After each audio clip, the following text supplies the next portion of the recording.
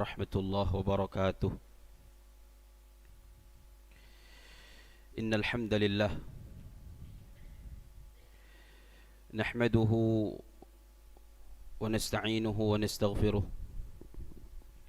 ونعوذ بالله من شرور أنفسنا وسيئات أعمالنا. من يهده الله فلا مضل له ومن يضلل فلا هادي له. أشهد أن لا إله إلا الله وحده لا شريك له، وأشهد أن نبينا محمدا عبده ورسوله لا نبي بعده. اللهم صل وسلم على سيدنا محمد مفتاح باب رحمة الله، عدد ما في علم الله صلاة وسلاما دائمين بدوام ملك الله، وعلى آله وصحبه ومن تبع هداه ومن والاه. سبحانك لا علم لنا إلا ما علمتنا إنك أنت العليم الحكيم. رب اشرح لي صدري ويسر لي أمري واحلل عقدة من لساني يفقه قولي. اللهم علمنا ما ينفعنا وانفعنا بما علمتنا وزدنا علما. اللهم إنا نسألك علما نافعا وقلبا خاشعا ولسانا ذاكرا وعملا صالحا متقبلا ورزقا حلالا طيبا واسعا مباركا وشفاء من كل داء. اللهم أخرجنا من ظلمات الوهم وأكرمنا بنور الفهم وافتح علينا بمعرفة العلم وسهل أخلاقنا بالحلم. اللهم اجعلنا من الذين يستمعون القول فيتبعون أحسنه.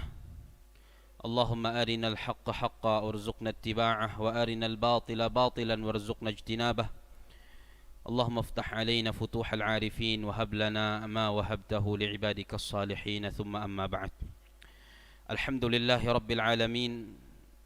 Puja dan puji syukur selalu dan senantiasa kita panjatkan ke hadirat Allah Subhanahu wa Ta'ala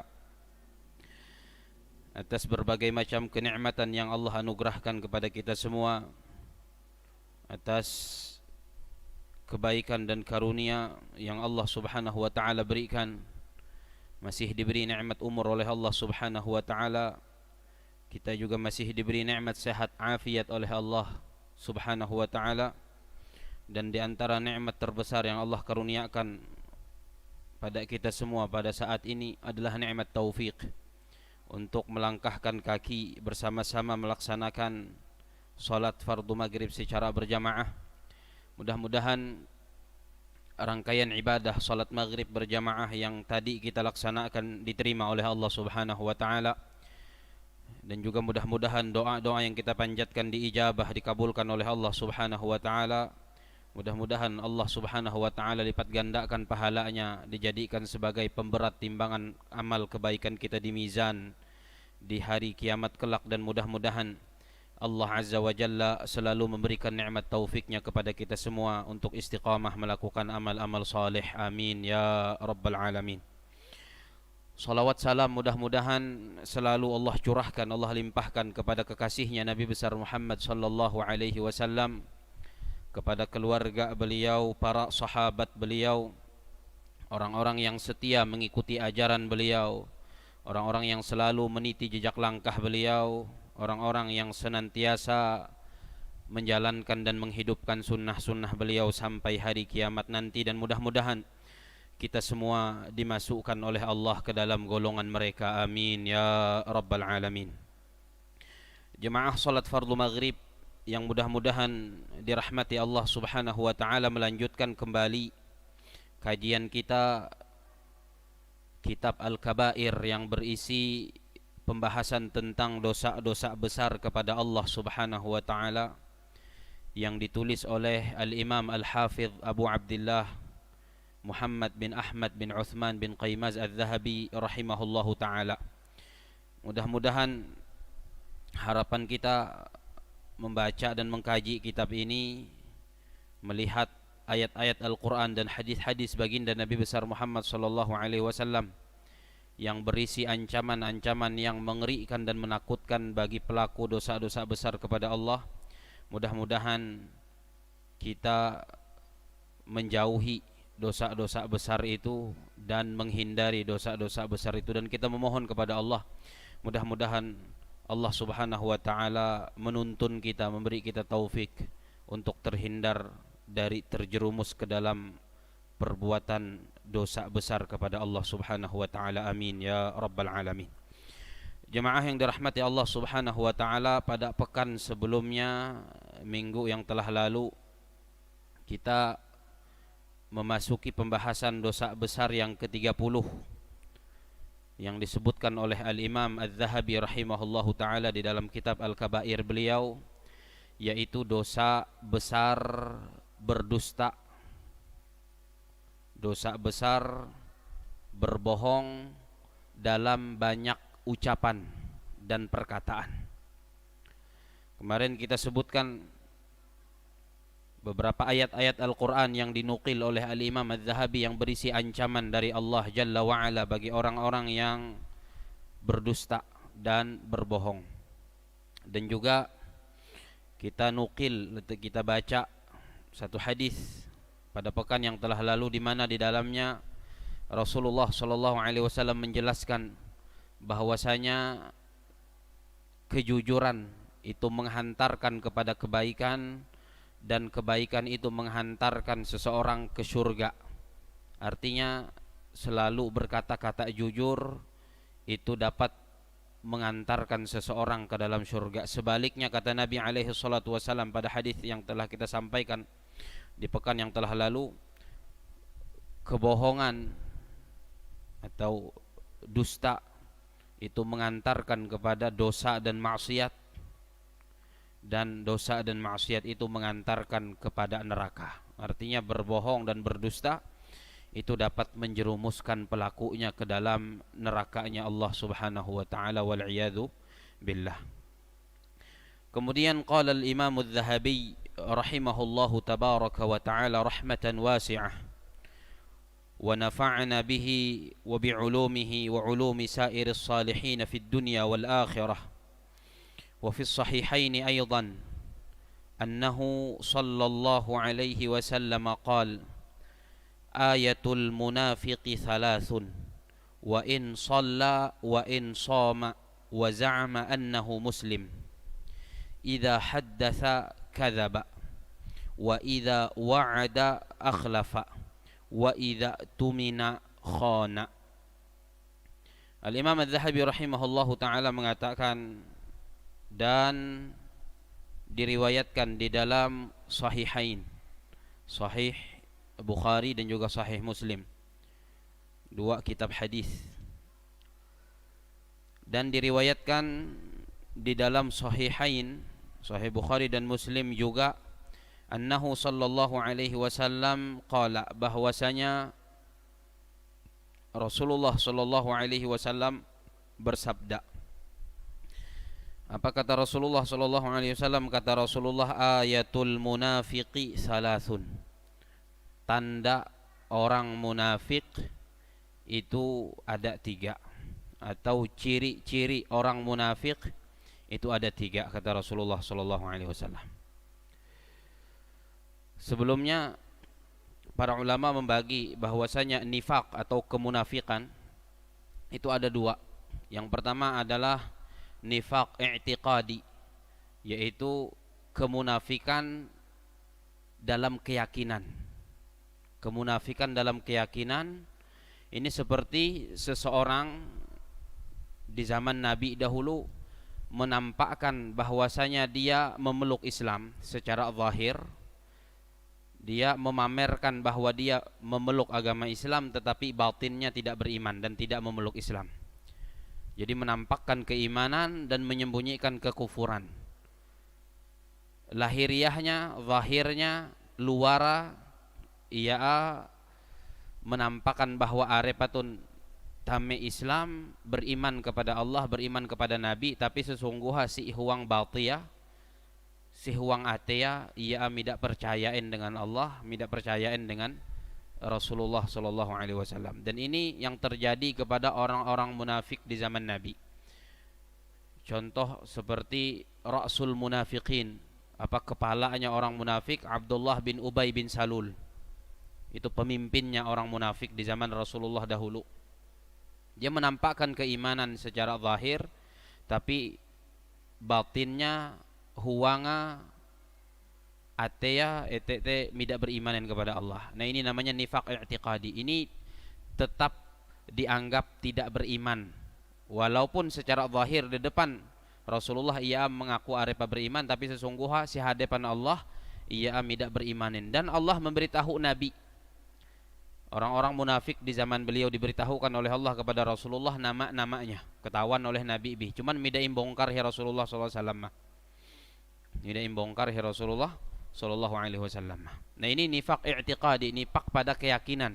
Dan ini pelakunya yang disebutkan oleh Allah Subhanahu wa taala dalam Al-Qur'an ancamannya sama dengan orang-orang kafir. Sama dengan orang-orang kafir. Yaitu kekal di dalam nerakanya Allah Subhanahu wa taala. Hantam pura-pura ama beriman, sejati yang tidak berimanin. Makanya ayat suang Al-Qur'an nang menengah ancaman bagi orang-orang yang munafik, nifaq i'tiqadi, kemunafikan pada keyakinan itu.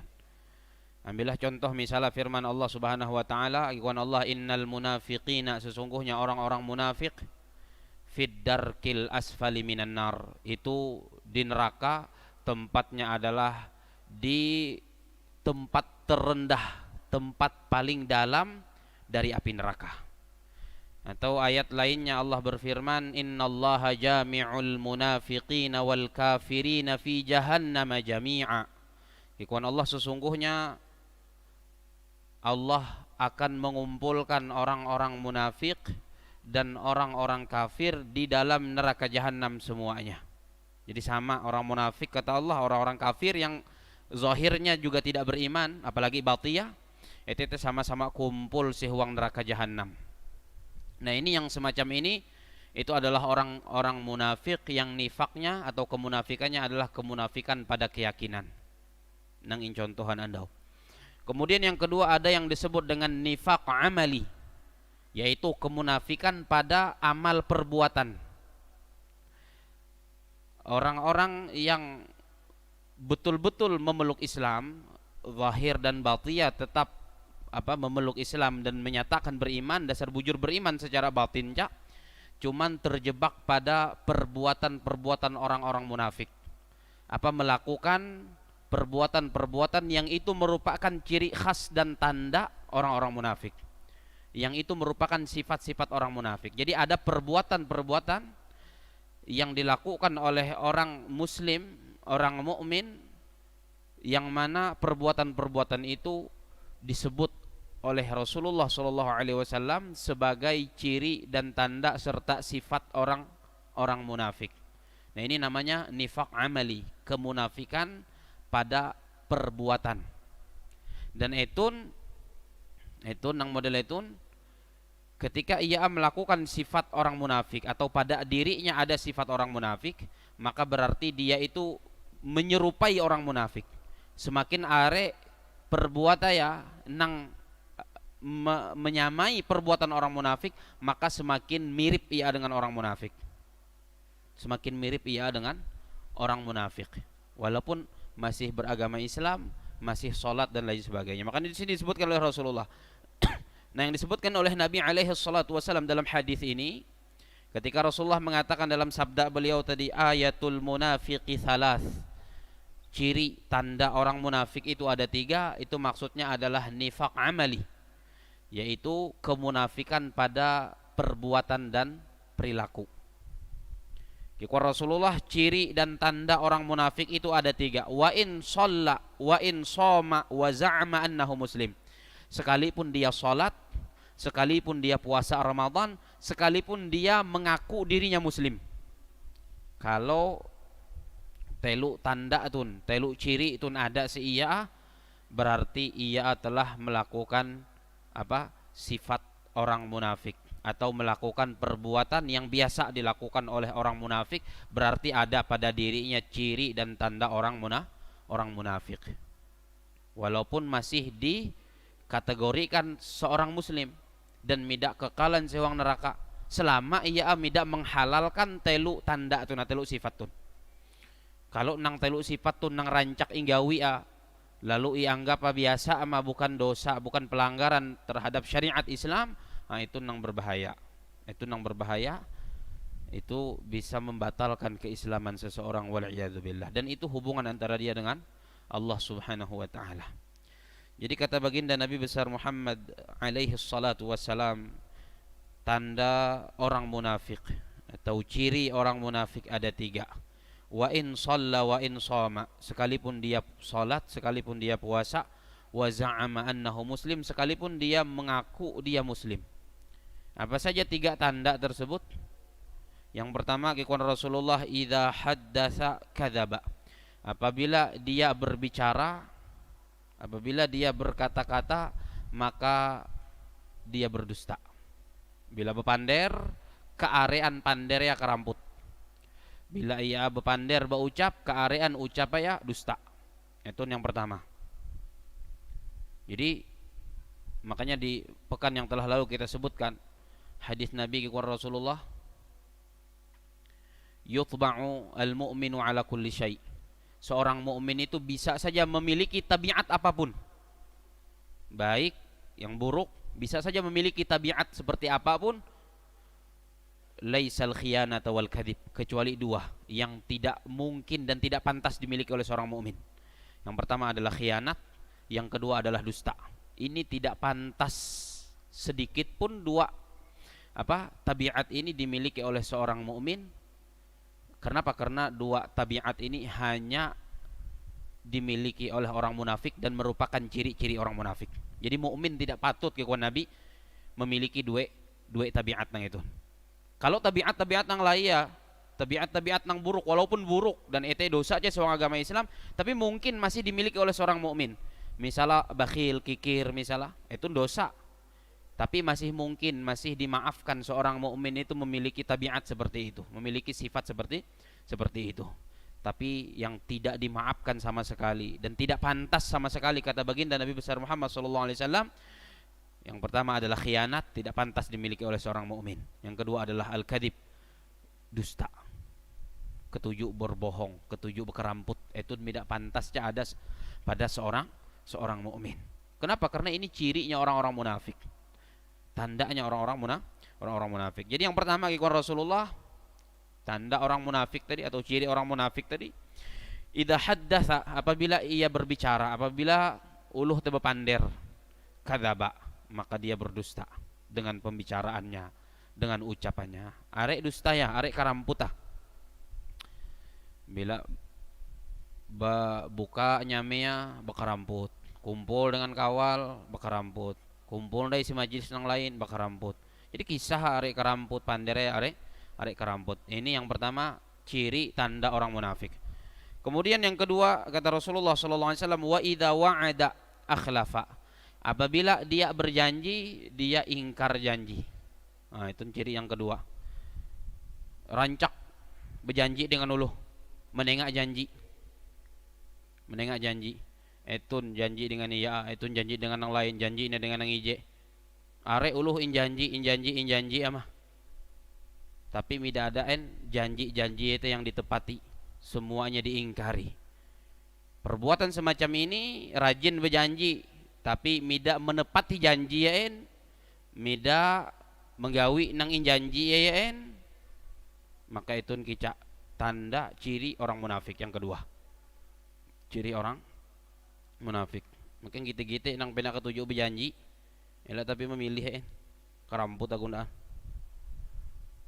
Kita membantu ia, kalau kita memilih ia itu kan membantu ia menjadi uluh nang si ia itu ada ciri orang munafik. Jadi yang kedua, wa idza wa'ada akhlafa.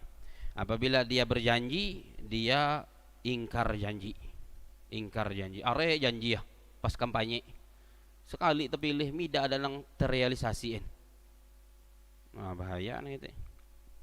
Macam-macam Kemudian yang ketiga, tanda orang munafik, kekuan Nabi alaihi salatu wasalam, wa idza tumina, apabila diberikan amanah, ini enggak amanah maraia, diamanahi pun bentuk amanah, nenga jabatan kah, atau nenga tanggung jawab pekerjaan kah, atau yang lain ya, titipan kah diamanahkan kepada ia, khana, ia berkhianat terhadap amanah itu, tidak menjalankan dan menunaikan amanah yang diembankan kepada ia, tetapi ikhianati amanah tanah, tidak ia tunaikan amanah yang diembankan kepadanya tetapi dia khianati.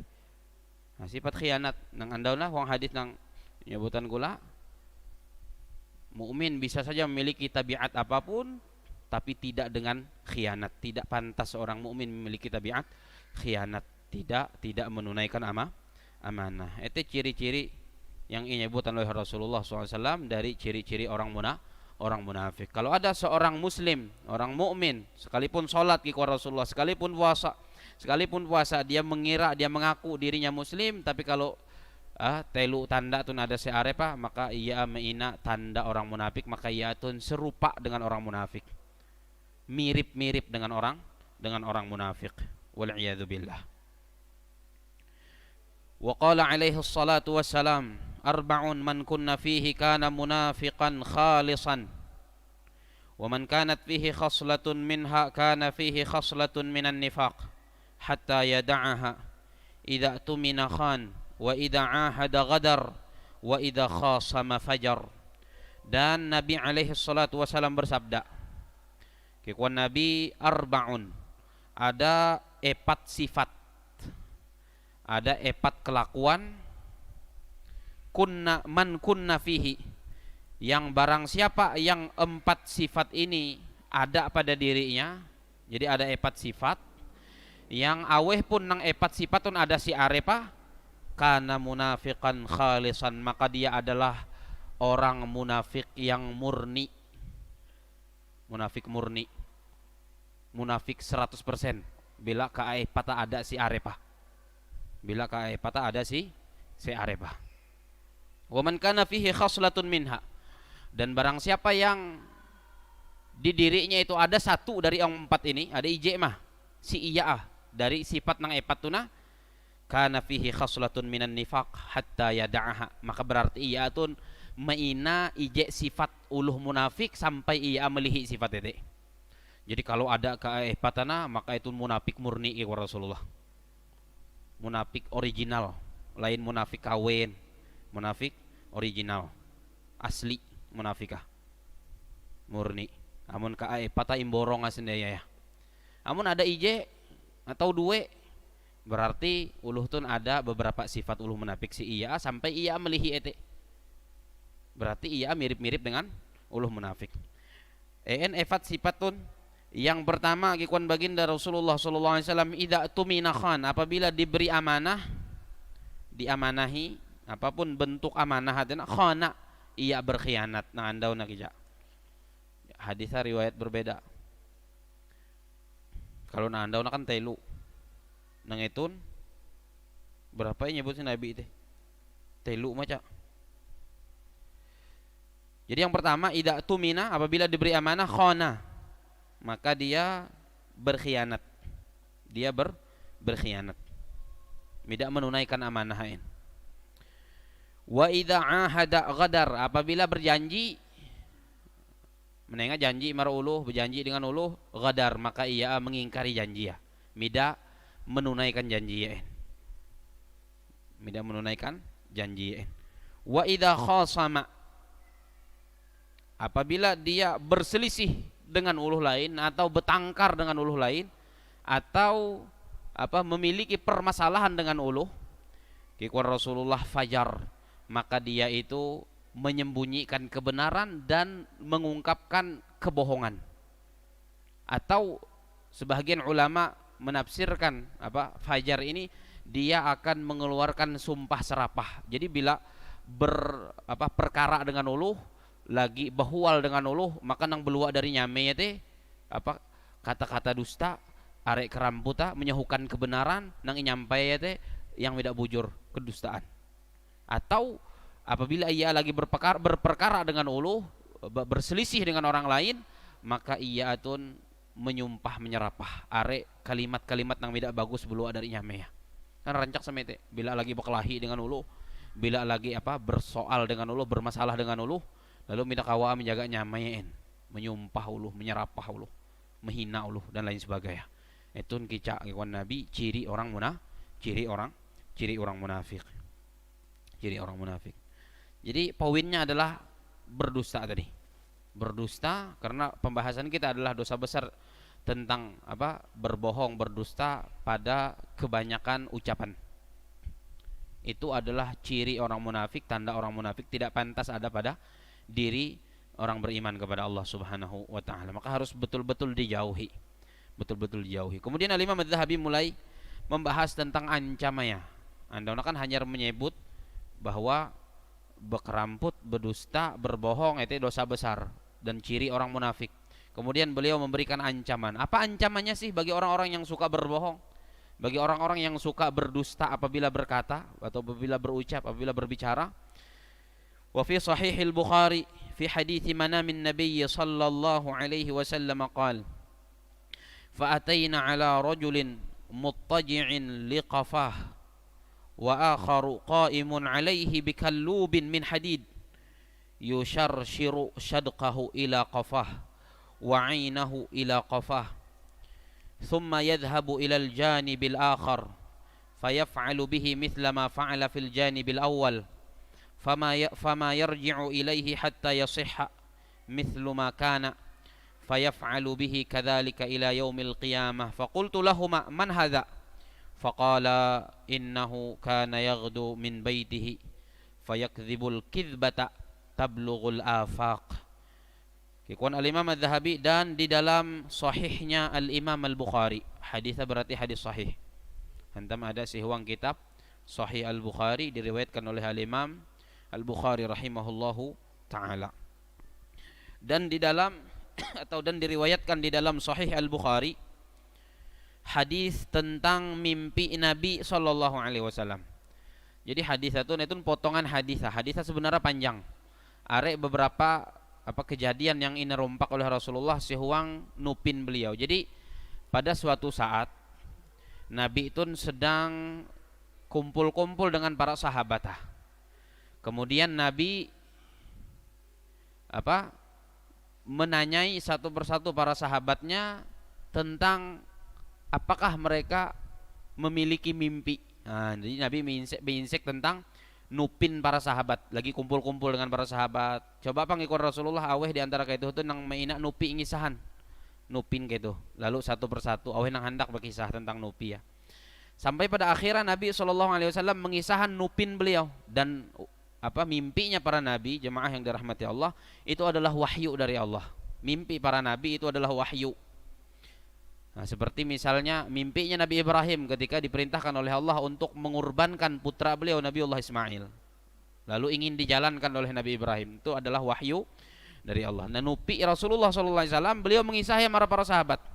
Jadi awal nupi ya gikuan Nabi, yaku sedang betiruh. Kemudian nupi ada uluh dua ikungan mempisik yaku dari tiruhku dan meimbit yaku menanjung gikuan Rasulullah. Are nang ngisah Nabi hingga sampai pada kisah nang itu. Kisah nang itu ngikuan Rasulullah. Beliau bersabda, "Fa'ataina 'ala rajulin." Lalu kami mendatangi seorang laki-laki muttaji'in liqafah. Laki-laki itu dalam keadaan telentang, menter, mahan tangah. Ya, mahan tangah aja marite. Ya, mahan tangah aja. Menter mahan tangah. Ikon Nabi nang dua ikungan nang mempisik yaku tena, kemudian meimbit yaku, membahom yaku, menanjung. Akhirnya terumpak dengan seorang laki-laki nang lagi menter mahan tangah. Lagi menter mahan tangah. Wa akharu qa'imun alaihi bikallubin min hadid. Kemudian di saat laki-laki itu sedang berbaring atau sedang bahasa pembuangan menter mahan tangah tena, ada seorang laki-laki nang sedang mendeng. Ada seorang laki-laki sedang berdiri, yang mana di tangan laki-laki itu ada besi nang ujung besi itu bengkok ke kai, pengkor ke kai ujungnya. Jadi wasi panjang, ujungnya bengkok, lunyok ki ujung ate sangkuain yuk. Jadi samete lah wasi, kemudian ujung atena bengkok, kawak mengait setua. Nah, di saat laki-laki itu ngikon Rasulullah sallallahu alaihi wasallam sedang menter, ada ulu hatuwe nang mendeng sigapi iya meimbit wasi nang ujung atena pengkor samete. Nang inggawi iya hatuwe itang mendeng te mara nang hatuwe nang lagi menter te gikuan beliau yushar shiru syadqahu ila qafah. Laki-laki yang berdiri membawa besi yang ujungnya pengkor tadi itu, kemudian menusukkan ujung besi yang pengkor itu ke rahangnya, ke mulutnya, marah itu ya. Nyame itu si nyame, tame marah itu. Ila qafah, kemudian inarika sampai berabit marah samping tuh. Benyame berabit marah samping. Itu yang pertama. Kemudian yang kedua wa'inahu, dan kedua matanya. Jadi yang berabit tam nyame ya, baalih nda iluh nang mendeng tena maajuk mate ya. Mate itu ni ajuk kemudian irabita sampai marak saran tunjak. Si riwayat yang lain disebutkan termasuk hidunga kijak. Hidunga, jadi ujung wasi nang bakilok tena, nang pengkor tena iname aja marak hidung tuh lubang hidung, kemudian irabita aja marak samping. Jadi telu tuh nyame ya berabit marah samping, kemudian mate ya berabit marah samping, lubang hidung nah hilakan tahu tuh berabit marah samping. Itu yang dilakukan oleh laki-laki yang berdiri tadi kepada laki-laki yang berbaring tadi. Kemudian apa yang dilakukan setelah itu? Summa yadhhabu ilal janibil akhar. Kemudian laki-laki yang berdiri itu pindah posisi marah belikat hila sambil. Anda hilakan tahu. Pindah marah belikat hila sambil, lalu fayaf'alu bihi mithla ma fa'ala fil janibil awal. Dia melakukan seperti apa yang dia lakukan di sebelah kanan tadi. Induayan dai naretena nyame ya hilak sambil tun ya rabbi tamara saran tun. Kemudian mate ya kita aju ka mate hilak sambil hapa wasi nang bekilok tena ya rabbi tah hindai mara hilak saran hindai. Hidunga kita lubang hidunga name ya wasi nang itu ya rabbi tah hindai. Imbah hete kikuan Nabi fama yarji'u ilaihi hatta yasihha. Setelah selesai mihilak sambil hendak haluli ini marahilakan tahu hindai sampein marahilakan tahu rupa nang hilakan tahu tena waras luli ini marahilakan tahu sama hindai gawi hindai rabita hindai nyame hilakan tahu mate hilakan tahu rabita lubang hidung hilakan tahu rabita hendak luli ini marah silaya waras hindai hilak silaya itu pokok terus semete terus siksa ayah. Dan itulah nang inyebut ya Allah Subhanahu wa taala sewang Al-Qur'an tentang apa siksaan Allah bagi para penghuni neraka. Kekuan Allah Subhanahu wa taala kullama nadijat juluduhum baddalnahum juludan ghairaha. Setiap kali kulit-kulit mereka itu masak kena api neraka atau kena siksa yang lain, setiap kali tubuh mereka itu hancur gara-gara siksa Allah Subhanahu wa taala di dalam neraka, apa kata Allah? Baddalnahum juludan ghairaha, kami gantikan dengan yang baru lagi. Supaya apa? Liyadzuqul adzab, supaya mereka merasakan siksanya Allah Subhanahu wa taala. Kalau huang dunia sekali mah kapehe teh pas lagi kana teh mah mida bacangan haluli am hindai. Tapi kalau si akhirat si uang neraka setiap kali jadi karena siksa ilulian hi Allah hindai, inyiksa hindai ilulian hi Allah hindai terus sama itu. Makanya si huang surat Al-A'la nang itah setiap Jumat mehininga. Setiap Jumat itah mehininga siksa huang neraka gikuan Allah. Selalu dibaca oleh imam salat Jumat, summa la yamutu fiha wala yahya. Kemudian penghuni neraka itu tidak mati di dalam neraka dan juga tidak hidup, antara hidup dengan mati. Ya Allah, kalau sekali mah ranayam, tapi hembien sekali karena itu nah nang contoh nang itu nah irabi tanyame ya hilakan tahu, irabi tamate ya hilakan tahu, irabi talubang hidung ya hilakan tahu, pindah marhela sambil nang hilakan tahu warasam haluli indai sama asal merabit hila sambil jadi merabit hila sambil luli ini marhilakan tahu terus berulang seperti itu. Lalu kekuan Rasulullah sallallahu alaihi wasallam hatta yasihha mithlu ma kana, kemudian sehat lagi seperti sebelumnya, seperti semula. Fayaf'alu bihi kadzalik, lalu dilakukan lagi oleh laki-laki yang membawa besi ini tadi seperti sebelumnya, diulangi terus perbuatan itu, merobek mulutnya, merobek hidungnya, merobek matanya, terus diulangi sampai kapan? Ila yaumil qiyamah, sampai terjadi hari kiamat. Sampai terjadi hari kiamat. Lalu Nabi beinsek, anta meen gerangan uluh etuna maka dapat siksa model etun. Faqultu lahuma, iku Rasulullah, lalu aku bertanya kepada dua orang yang mengajakku jalan-jalan ini tadi, man hadza, siapa ini yang disiksa ini, siapa? Faqala, lalu dua orang itu berkata, kata Rasulullah, innahu, sesungguhnya laki-laki yang berbaring ini, yang disiksa ini, yang dirobek-robek mulutnya, matanya dan hidungnya tadi, kana yaghdu min baitihi, dia adalah seseorang yang berangkat dari rumahnya, fayakdzibul kizbata, dan dia melontarkan satu kebohongan, meluaan satu kedustaan dari nyamenya, tablughul afaq, kemudian kedustaan dan kebohongan yang dia keluarkan dari mulutnya itu menyebar ke seluruh penjuru negeri. Hoax, mahawi berita dusta, mahawi berita keramput, lalu menyebar iji kelebuan, mulai takuluk lebu sampai tajur kan nih, ketahuan uluh etun kalimat nang ilu ayat nah menyebar, padahal keramput nang inyebar ayat karena keramput ije maki ku Rasulullah, ije kedustaan lalu menyebar, gara-gara satu kebohongan yang kemudian menyebar itu disiksa seperti itu oleh Allah Subhanahu wa taala sampai hari kiamat nanti. Setiap kali kena siksa, Allah kembalikan lagi, Allah siksa lagi, Allah kembalikan lagi. Ije kedustaan, apalagi kalau rancak berdusta ya, apalagi kalau merancak berdusta. Ije kalimat yang itu adalah dusta, maka diperlakukan seperti itu, disiksa seperti itu oleh malaikat yang diperintahkan oleh Allah Subhanahu wa ta'ala, wal'iyadu billah. Wa fil hadithi, dan diriwayatkan di dalam hadis, diriwayatkan dalam hadis, jadi ete andauna ganjar ya, balas saya uluh nang bekeramput, uluh nang bekeramput. Kemudian kikon alimah madhabi, dan diriwayatkan di dalam hadis, iyyakum wadhan, jauhi oleh kalian prasangka. Prasangka, jauhi oleh kalian prasangka. Hantamein, fa inna dhann, karena sesungguhnya prasangka itu akdzabul hadis, adalah ucapan yang paling dusta. Itu maksudnya prasangka yang jadi belua dari nyameam. Kalau masih baandak wang ate, ete tergantung kar apakah sangka itu sangka buruk, sangka nang beda bagus atau humboy. Itu prasangka lalu kemudian keluar dari mulut.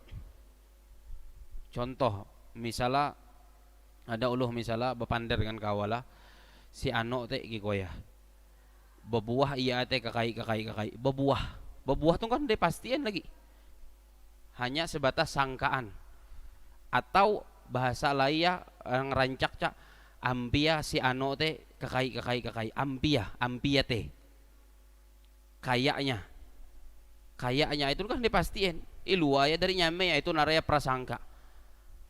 Bebuah tidak bujurin prasangka tun. Makanya ikwan Nabi, iyyakum wadhan, hindari oleh kalian prasangka. Hantamein, fa inna dhann akdzabul hadis, karena sesungguhnya prasangka itu adalah ucapan paling dusta, ucapan paling dusta. Elak sampai beluain helu prasangka ade, amun hindai pasti bujurain, elak sampai melua aya dari nyamein helu. Amun bayak bebuah atau ampia atau kayaknya atau hindai kalimat-kalimat prasangka nang hindai betul-betul terjadiin atau hindai betul-betul kawa imas tianin. Jauhi kekon Rasulullah sallallahu alaihi wasallam. Wa qala sallallahu alaihi wasallam, thalathatun la yukallimuhumullahu wa la yanzuru ilaihim yaumal qiyamah wa la yuzakkihim wa lahum adzabun alim. Dan bersabda Rasulullah sallallahu alaihi wasallam, ikwan Nabi, thalathatun, ada telu jenis manusia, la yukallimuhumullah, yang tidak akan diajak bicara oleh Allah pada hari kiamat kelak. Midain nahwain hi Allah lalu-lalu. Itu mida nyaman, mida inahu ya Allah nang mencipta ya, mida menahu ya. Itu rancakam cai terumpak hadis sama itu si pembahasan dosa besar sebelumnya. Mida inahu hirkan kerja atau mida inahu hi kawal gen. Gelisah teh atau mida inahu hi sawe isi huma misalnya. Itu nang mida menahu Allah. Ikuan Rasulullah ada telu macam manusia la yukallimuhumullah, tidak akan diajak bicara oleh Allah. Inyunian hi Allah. Wala yanzuru ilaihim yaumal qiyamah, dan Allah tidak akan memberikan pandangan rahmat kepada mereka pada hari kiamat kelak. Mida ilinga salaluen hi Allah. Mida Allah menoleh maraiyain. Apalagi maimbit bepander. Kemudian ikuan Nabi wala yuzakkihim, dan tidak akan disucikan dari dosanya. 3 jenis manusia tuh. Walahum adzabun alim, dan bagi mereka siksa yang sangat pedih. Ayo dikuatkan lagi dengan siksa yang sangat pedih. Sudah mida inahu hi Allah, mida imandang hi Allah, mida inenga hi Allah rahmatin. Kemudian mida imperasi hi Allah dosa-dosa ya. Kemudian yang terakhir ikon Nabi, bagi mereka siksa yang sangat pedih. Aweh telu macam manusia itu. Nang pertama syaikhun zanin, orang tua yang berzina. Bakas tungkenam selingkuh. Anak aream bakasam mensawe am sendiri ya. Selingkuh, berzina. Nang etun hati-hati. Mida inahu hi Allahin. Kemudian tidak dilihat oleh Allah Subhanahu wa taala, tidak disucikan oleh Allah, dan bagi mereka siksa yang pedih. Yang pertamanya syaikhun zanin, orang tua bawi kah hatuwe kah nang berzina. Sebelum berzina itu selingkuh lo ya. Kemudian yang kedua, wa malikun kadzab, penguasa yang pendusta. Pemimpin arek bekeramput. Arek bekeramput, mengeramput rakyat. Ngeramput ah. Arek bekeramput. Kadzab itu tidak sekedar ije duen dusta ya, tapi merancak berdusta. Pemimpin model itu termasuk dari nang teluk kungan tanah, tidak diajak bicara oleh Allah. Midainahu ya Allah. Kemudian tidak dipandang oleh Allah dengan pandangan rahmat, dan tidak dibersihkan oleh Allah dari dosanya, dan bagi mereka siksa yang pedih. Kemudian yang ketiga kikuan Rasulullah, wa'ailun mustakbir, al-ail al-faqir. Yang ketiga kikuan Rasulullah adalah ail. Apa makna ail? Ail ini dikatakan oleh Imam Adz-Dzahabi al-faqir, uluh miskin. Uluh nang miskin, uluh nang fakir, mustakbir tapi sombong. Nang nyombongan coba. Uluh kan walaupun sombong tuh neen pun alasnya dosa. Tapi biasa ya nang menyebabkan uluh itu sombong, hantam sugih misalkan, arek meina duit, atau hantam meina jabatan sombong, atau meina ilmu sombong misalnya, atau meina kelebihan lain ya. Nang itu nih kan Nabi ailun mustakbir, miskin, fakir, sombong. Nah itu termasuk nang telu kungan deh, termasuk nang telu kungan. Wal'iyadzubillah. Mudah-mudahan kita semua dipelihara oleh Allah Subhanahu wa taala. Allah jauhkan kita dari dosa-dosa besar kepada Allah, dari berdusta, berbohong. Mudah-mudahan Allah beri taufik kita untuk menjaga lisan kita dari berkata-kata dusta dan berbohong. Amin ya rabbal alamin. Subhanakallahumma wa bihamdika asyhadu an la ilaha illa anta astaghfiruka wa atubu ilaik. Wa sallallahu ala nabiyyina Muhammadin wa ala alihi wa sahbihi ajma'in. Wassalamualaikum warahmatullahi wabarakatuh.